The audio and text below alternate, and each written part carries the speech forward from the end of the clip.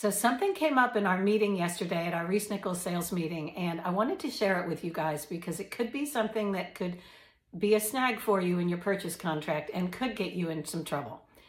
When you put in a purchase contract in Kansas and Missouri, the default time frame for inspections is 10 days, and to renegotiate after inspections, it's 5 days.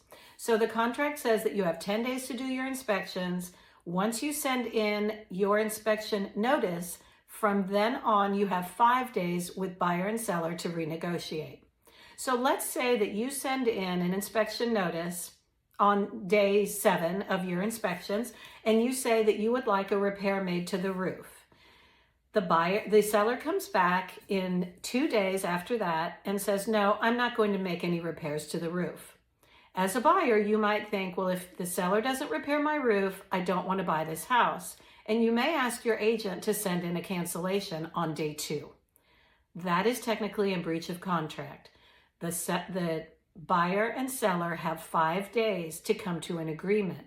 Even if the seller says, no, I'm not going to make the repair that you requested, that does not mean that you can shorten those 5 days to 2. And so if you send in your cancellation before day 5 is over, you could be considered in breach of contract.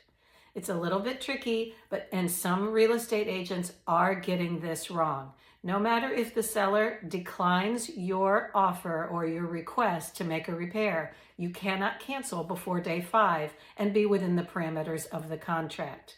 Let me know if you have any questions. I hope this has helped. Make sure that you read your contracts thoroughly and that your agent knows exactly how this works.